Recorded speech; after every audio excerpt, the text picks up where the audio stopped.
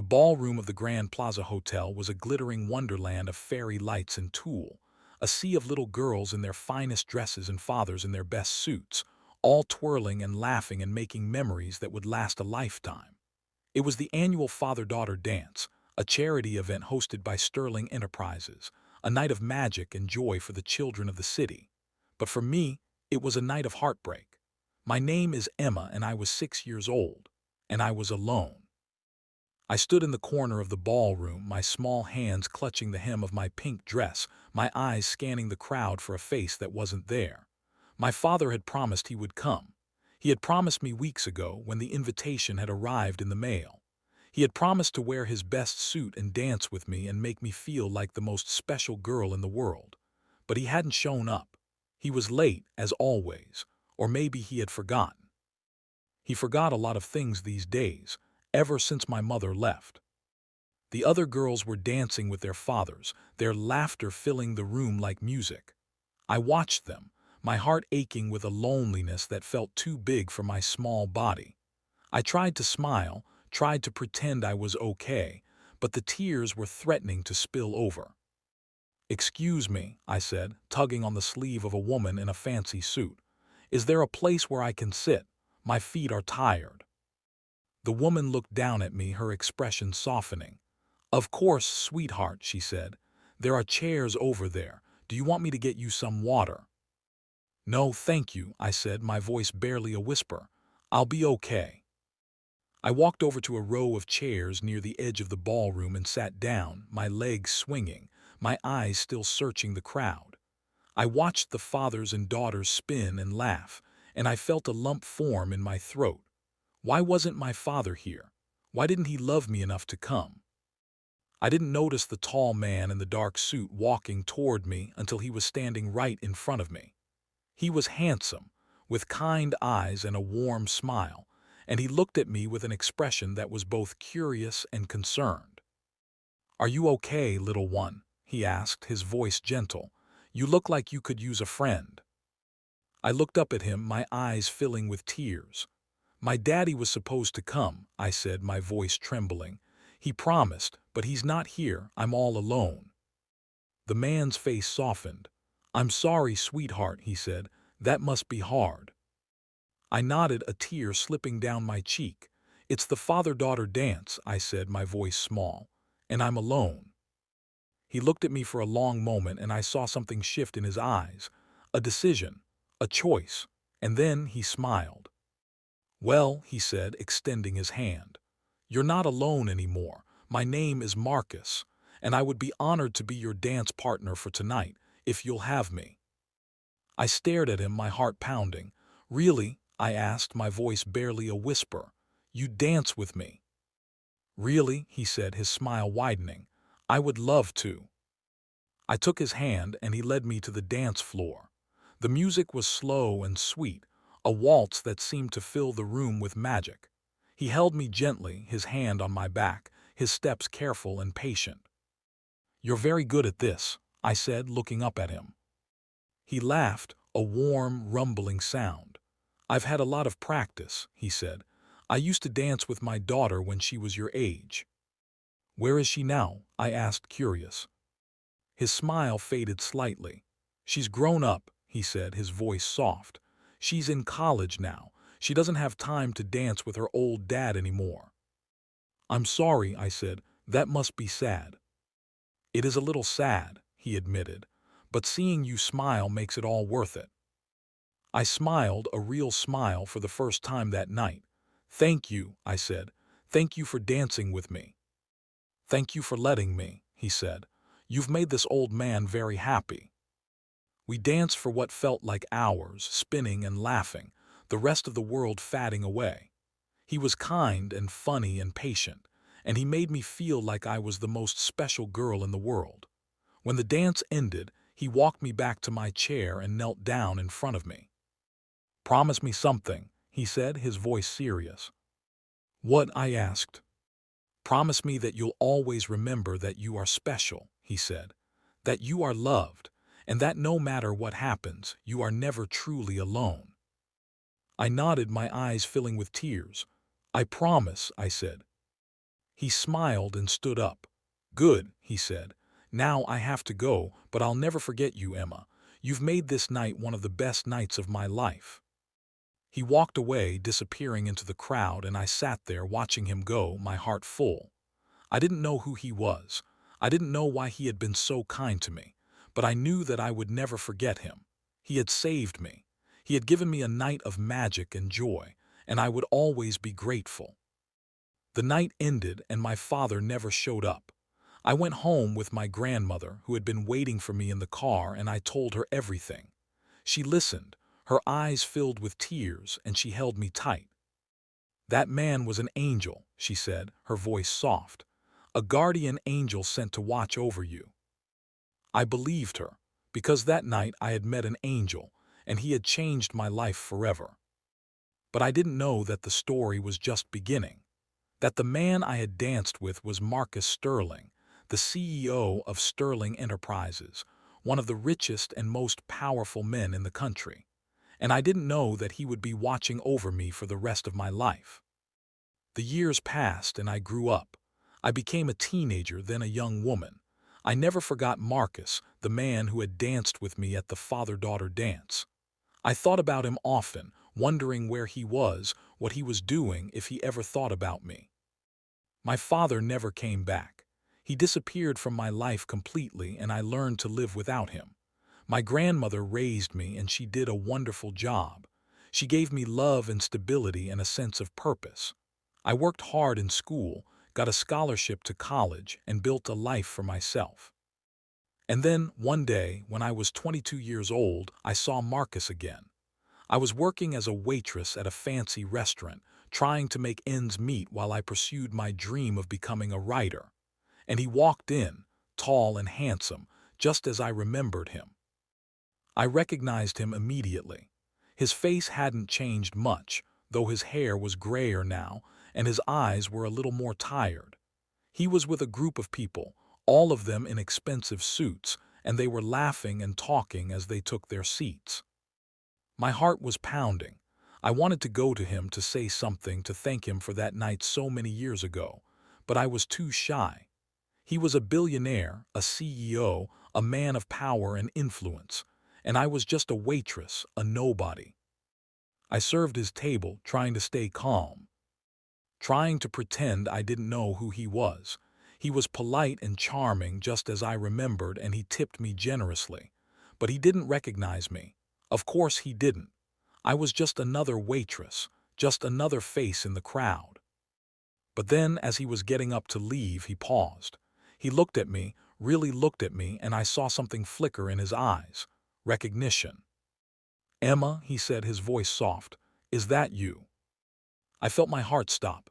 "You remember me?" I asked, my voice barely a whisper. He smiled, a wide, genuine smile. "Of course I remember you," he said. "You're the little girl who was alone at the father-daughter dance. You're the one who made me feel like I was doing something right." I felt tears prick at the back of my eyes. "You saved me that night," I said. "You made me feel like I wasn't alone. I've never forgotten it." He reached out and took my hand, his grip warm and steady. "I've never forgotten you either," he said. "I've often wondered what happened to you. I hoped you were happy." "I am," I said. "I'm happy. And it's because of you. You gave me hope. You gave me a reason to believe that there was still kindness in the world." He smiled, his eyes shining with tears. "I didn't do anything special," he said. "I just did what anyone would have done." "No," I said, shaking my head. "Not anyone. You were special. You were my angel." We stood there holding hands, the years melting away.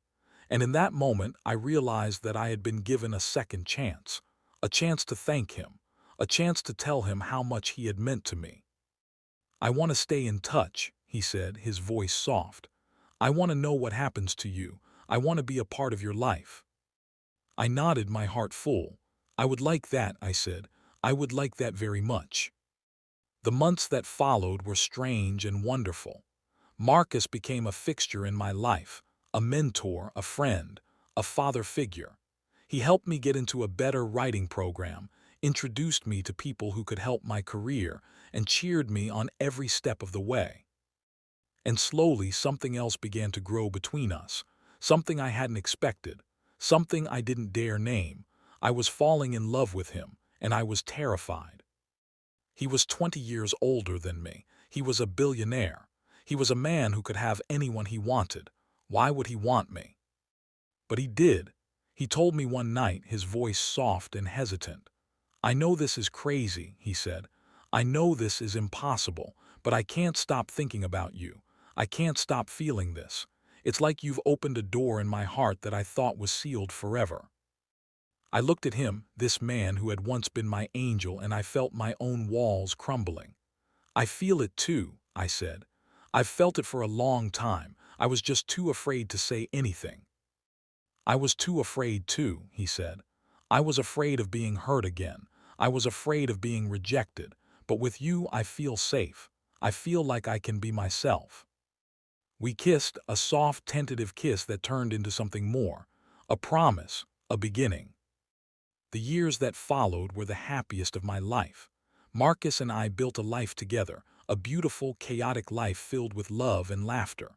We got married, a small, intimate ceremony on a private beach, surrounded by our closest friends. I looked back at the journey that had brought us here. The little girl who had been alone at the dance, the CEO who had stood up for her, the love that had healed both of us. It had all started with a simple act of kindness, a decision to see beyond the surface, a choice to believe in someone who had been broken by the world. And now I was ready to share our story with the world, a story of love, of healing, of second chances, a story that proved that even the most broken people can find happiness. I smiled, my heart full.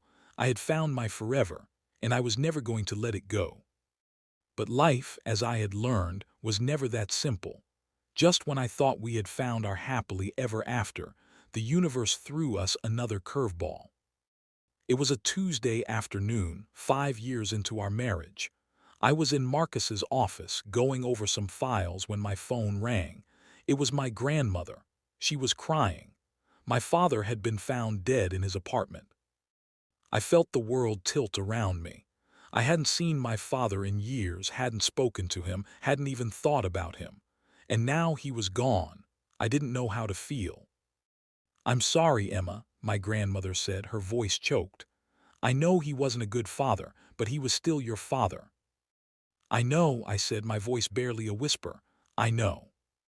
The funeral was a small, somber affair. There were no flowers, no music, no celebration, just a few witnesses and a justice of the peace. I stood by the grave, staring at the coffin, and I felt a strange sense of closure. "I forgive you," I whispered. "I forgive you for everything." And then I walked away. I walked away from the past, from the pain, from the memories. I walked away with Marcus by my side, his hand in mine, his love filling my heart. We had been through so much together. We had faced so many challenges, but we had always come through them, stronger and more united than ever. And I knew, with a certainty that burned in my chest, that we would always be together, that our love would never die. I looked at Marcus, this man who had once been a stranger, who had once been my angel, and I realized that I was grateful for all of it. Every tear, every fight, every moment of pain, because it had led us here, to this moment, to this love. "It all started with a dance," I said, my voice soft. "A dance that changed everything." Marcus smiled, his eyes shining with tears. "It did," he said. "It changed everything." We sat there, holding hands, watching the sun dip below the horizon. And I knew, with a certainty that burned in my chest, that I had found my forever. I had found my family, I had found my love, I had found my home. And I was never going to let it go. The years passed and our love only grew stronger. We had children of our own, a son and a daughter, and we raised them with the same love and kindness that had been given to us. We watched them grow, watched them fall in love, watched them build their own families. Marcus retired from the company, and we spent our golden years traveling the world, exploring new cultures, making new memories. We were happy. We were content. We were exactly where we were supposed to be. And one day, years later, I found myself sitting in the garden, watching the sunset, Marcus by my side. The years had been kind to us, and our love had only deepened with time. "I never thought I would have this," I said, my voice soft. "A family, a life, a love like this." Marcus smiled, his eyes shining with tears. "Neither did I," he said, "but we found it despite everything, despite all the odds."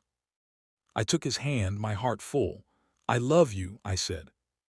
"I love you more than I ever thought I could love anyone." "I love you too," he said, squeezing my hand. "Forever and always." I looked at him, this man who had once been a stranger, who had once been my angel, and I realized that I was grateful for all of it. Every tear, every fight, every moment of pain, because it had led us here, to this moment, to this love. "It all started with a dance," I said, my voice soft. "A dance that changed everything." Marcus smiled, his eyes shining with tears. "It did," he said. "It changed everything." We sat there, holding hands, watching the sun dip below the horizon. And I knew, with a certainty that burned in my chest, that I had found my forever. I had found my family, I had found my love, I had found my home. And I was never going to let it go. But the story doesn't end there, because life, as I had learned, was never that simple. There were still twists and turns, unexpected challenges, moments of joy and pain. One day, when I was in my 50s, I received a letter. It was from Marcus's daughter, the one he had told me about all those years ago. She had found out about us, about our marriage, and she was furious. She accused me of being a gold digger, of taking advantage of her father's loneliness. I was devastated. I had never met her, never spoken to her, never even seen a picture of her. But I knew that her opinion mattered to Marcus. She was his daughter, his only child, and he loved her deeply. I didn't know what to do. I wanted to defend myself, to explain that I loved Marcus for who he was, not for his money. But I knew that it wouldn't matter. She had already made up her mind. Marcus was torn. He loved me, but he also loved his daughter. He didn't want to choose between us. I told him that I understood. I told him that I would step back, that I would give him space to repair his relationship with his daughter. I told him that I would wait for him, for as long as it took. But I didn't have to wait long. A few months later, Marcus's daughter came to visit us. She was cold and distant at first, but as we talked, something shifted. She realized that I wasn't the gold digger she had imagined. She realized that I genuinely loved her father. "I'm sorry," she said, her voice soft. "I was wrong about you. I was jealous. I was afraid of losing my father, but I see now that you make him happy, and that's all that matters." I felt tears prick at the back of my eyes. "Thank you," I said. "Thank you for giving me a chance." We became friends in time, and we built a relationship that was based on love and respect. She became a sister to me, and I became a daughter to her. And Marcus was happy. He had his daughter back. He had me. He had everything he had ever wanted. The years passed and our family grew. Our children had children and we became grandparents. We watched our grandchildren grow, watched them fall in love, watched them build their own families. And then one day Marcus got sick. It was a sudden, unexpected illness, a cancer that had been lurking in his body for years, undetected. The doctors gave him 6 months to live. I was devastated. I refused to accept the diagnosis, seeking second opinions, experimental treatments, anything that might give him more time. But I knew it was hopeless. I had made my peace with death. I had lived a full life, a life filled with love and joy and purpose. I had no regrets. "I'm not ready to lose you," I said, my voice cracking with tears. "I can't lose you. I can't do this without you." "You can," he said, his voice soft. "You are the strongest person I have ever known. You survived your father. You survived the loneliness. You built a life out of nothing. You can survive this too." "But I don't want to," I said, my voice breaking. "I don't want to survive without you." "You won't have to," he said. I'll always be with you, in your heart, in your memories, in the love we shared. That love will never die. On the day he died, I was by his side, holding his hand, my eyes filled with tears. I love you, I whispered. I love you forever. I love you too, he said, his voice barely a whisper. Forever and always. And then he was gone. But my story didn't end there. Because love, true love, never really ends. It transcends time and space, connecting souls in ways that we can't fully understand. After Marcus died, I was lost. I wandered through the days, a ghost of the woman I had once been. I couldn't eat, couldn't sleep, couldn't find the will to go on. But then something happened. A miracle, a sign. I was sitting in our garden one afternoon, staring at the flowers we had planted together, when a butterfly landed on my hand. It was a monarch, its wings a brilliant orange and black. It stayed there for a long moment, fluttering gently, as if trying to tell me something. And then in a flash of insight I understood. Marcus was with me. He had always been with me. He had never really left. I started to heal, slowly, painfully. I found a new purpose, a new reason to live. I started a foundation, a charity dedicated to helping children who had been abandoned by their parents. I poured my heart and soul into it, finding solace in helping others who had suffered as I had. I never remarried, I never found another love, but I was happy. I was at peace. I knew that Marcus was watching over me, guiding me, loving me from beyond.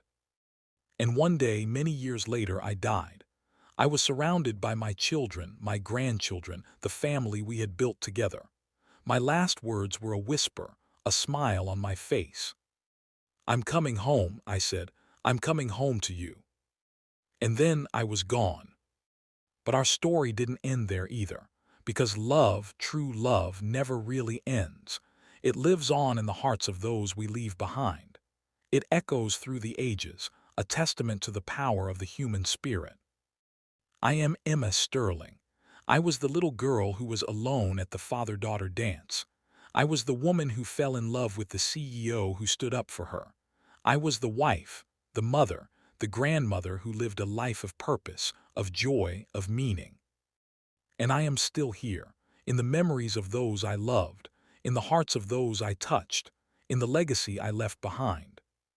Because I learned in the end that love is the only thing that matters. Love is the only thing that lasts.